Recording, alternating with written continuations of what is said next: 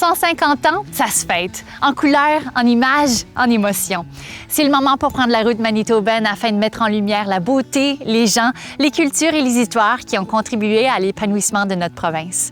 Ces histoires qui nous rassemblent mettent en vedette des gens qui font vibrer nos communautés partout au Manitoba. Partons ensemble. Destination, Saint-Boniface, situé sur les rives des rivières Rouge et Seine.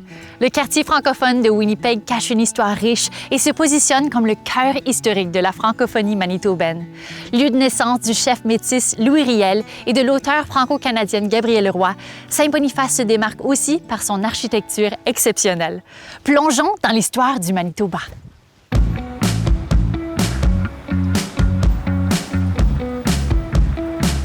Saint-Boniface, c'est riche.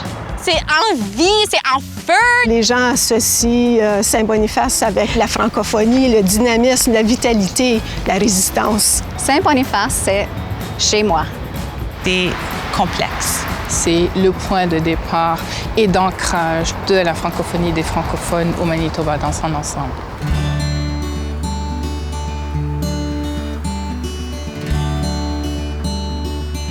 On peut quasiment, dans Saint-Boniface, vraiment tisser l'histoire de notre pays, de Turtle Island et du Canada, parce qu'il y a des vestiges et il y a des événements qui ont eu lieu ici qui nous amènent de l'histoire pré-contact à l'exploration des terres, à la traite des fourrures et ensuite à l'établissement de la rivière Rouge, de la naissance de la nation métisse.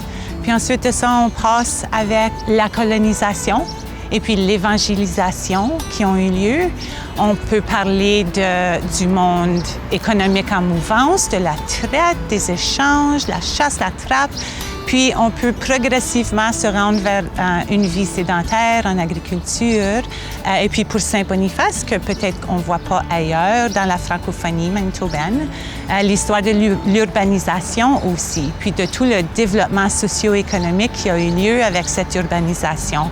Alors pour moi, Saint-Boniface, c'est comme quand tu regardes l'histoire canadienne dans son ampleur, l'histoire de Turtle Island dans son ampleur, on a toutes ces composantes là ici. Donc, je trouve que c'est spécial comme communauté et puis comme emplacement.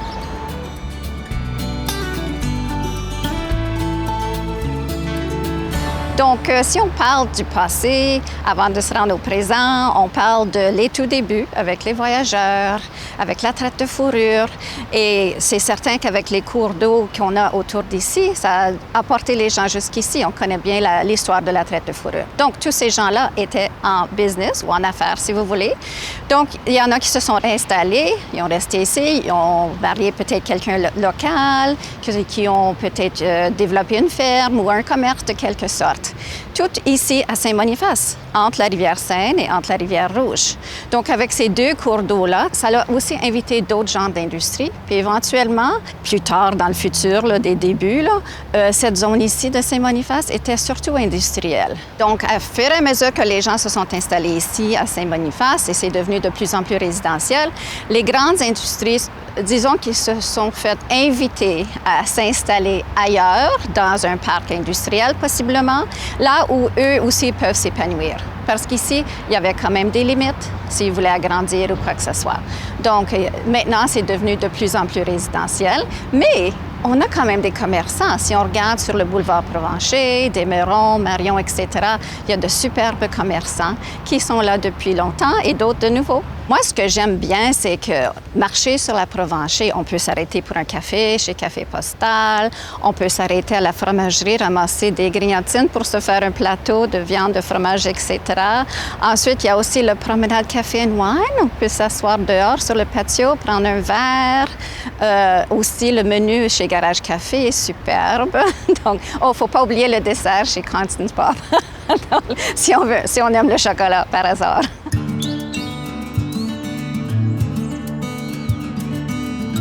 Je pense que le point le plus intéressant de l'histoire de Saint-Boniface, c'est que c'était les débuts de Winnipeg, dans un sens, que la communauté ici prédate la création de la ville de Winnipeg, et puis que l'histoire ici, c'est la plus vieille université, la plus vieille bâtisse. Je pense que ces choses-là, c'est des atouts que Saint-Boniface a, puis on n'en passe pas vraiment souvent.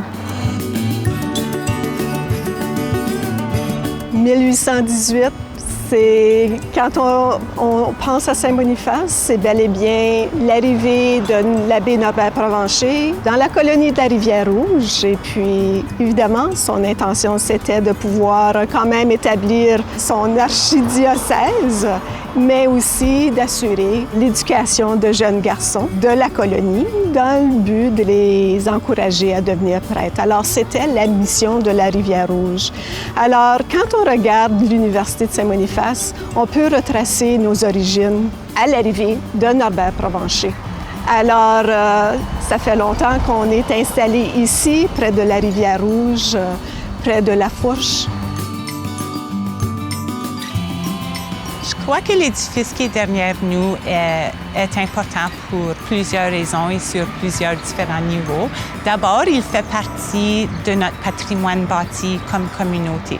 C'est quelque chose qui a été bâti par les gens d'ici. Alors, au niveau de l'ampleur de l'édifice, qui est traditionnel, le type de la Rivière-Rouge, alors une architecture pièce sur pièce, c'est vraiment le plus grand édifice traditionnel construit en rondin de chêne en Amérique du Nord. Alors, de ce côté-là, en soi, c'est un édifice phénoménal. De l'autre côté, il y a tout cet aspect du rôle qu'ont occupé les Sœurs Grises pour cette communauté, du sens hospitalier et du sens qu'elles ont apporté des capacités en soins de santé ici. L'abbé Provencher leur a vraiment demandé d'aider dans ce domaine-là, qui était l'éducation plus formelle, l'éducation domestique des filles dans la région. Alors, tout ça, ça a commencé dans le couvent ici. Alors, il y a comme ce sentiment que le couvent a toujours eu les portes ouvertes. Et puis, une des grands dictons, c'était d'aller voir les Sœurs Grises parce qu'elles refusent personne.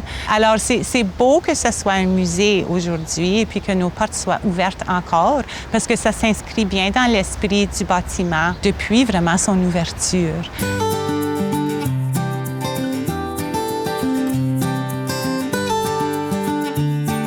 L'université a toujours été ancrée dans sa communauté et il est évident que pour assurer la pérennité de la communauté, ça passe par l'immigration.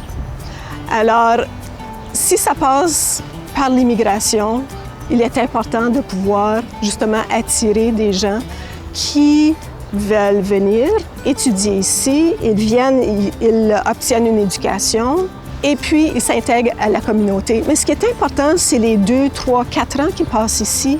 Bien ça les initie à la communauté, comprendre davantage dans quelle communauté, dans quelle province, dans quelle ville ils ont à travailler ou à s'installer.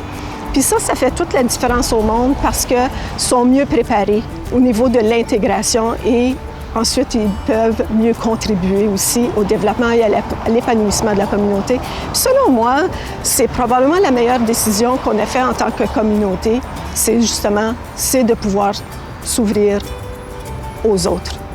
Le visage de la communauté il change de plus en plus, il se métamorphose, si on peut le mettre ainsi.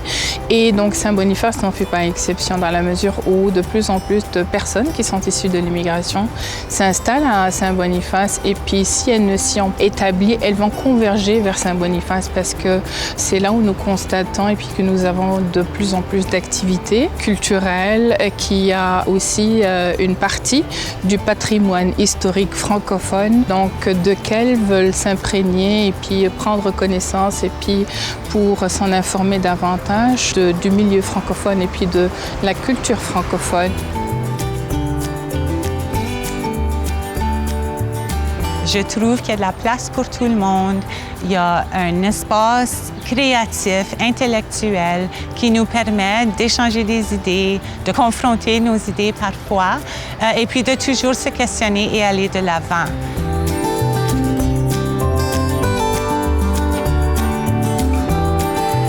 Le CCFM est l'organisme culturel par excellence de la communauté franco-manitobaine. On est constitué en Société de la Couronne. On existe depuis 1972 et on est vraiment là pour offrir, pour promouvoir puis pour parrainer des activités culturelles et artistiques en langue française pour le bénéfice de toute la province du Manitoba, vraiment. Alors, le CCFM, en plus d'avoir notre propre programmation que nous offrons, on abrite aussi des organismes de la communauté. Alors, on retrouve parmi nous le Sans Nom, le Conseil jeunesse provincial, les éditions du Blé, Freeze Frame et plusieurs autres organismes communautaires francophones qui sont là pour vraiment œuvrer puis faire vibrer notre communauté. On a vraiment de la chance d'accueillir et de faire des trucs très, très intéressants quant à la programmation parce qu'on est pluridisciplinaire. On touche à tout, que ce soit de la musique, de l'improvisation et de l'humour, la danse. On est très choyés aussi d'avoir le Théâtre Cirque Molière qui se retrouve sur le site ici au 340 Provencher. Et avec ça, nous, on offre une programmation qui est à la fois locale, mais aussi nationale. On accueille souvent des artistes, des groupes qui viennent de l'extérieur pour présenter leur art, leurs produits.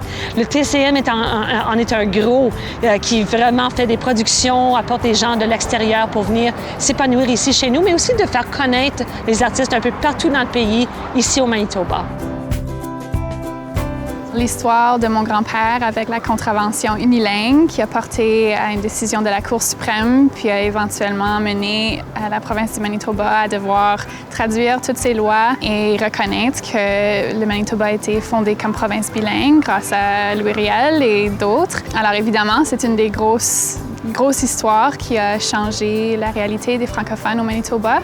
La création du Festival du Voyageur aussi. Et évidemment, mon grand-père était bien supporté par ma grand-maman Anita dans tous ses projets. Alors, le Festival du Voyageur comme événement clé de la communauté francophone ici est une autre façon de continuer à célébrer et mettre en valeur la francophonie ici. La façon que cette histoire de défense des droits linguistiques ou de défense de la francophonie continue avec moi, c'est en partie mon travail au Musée canadien pour les droits de la personne. J'ai eu la chance de travailler là pendant quelques années, aussi de défendre le patrimoine, les éléments importants qui nous ancrent ici à Saint-Boniface comme francophones, dont l'ancien hôtel de ville de Saint-Boniface, mais aussi en pratiquant la langue, en siégeant au conseil comme la Société métisse historique, étant impliquée avec l'Union nationale métisse. C'est toutes des choses qui me permettent d'œuvrer en français puis de contribuer à la communauté francophone ici.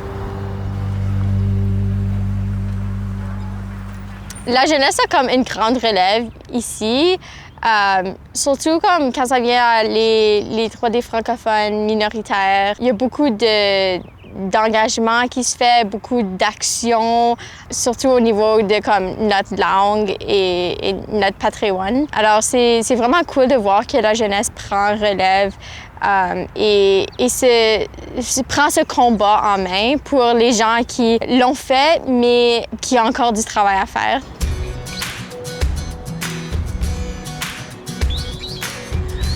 Pour moi, l'avenir de la francophonie et de Saint-Boniface, c'est que notre francophonie au Manitoba demeure forte.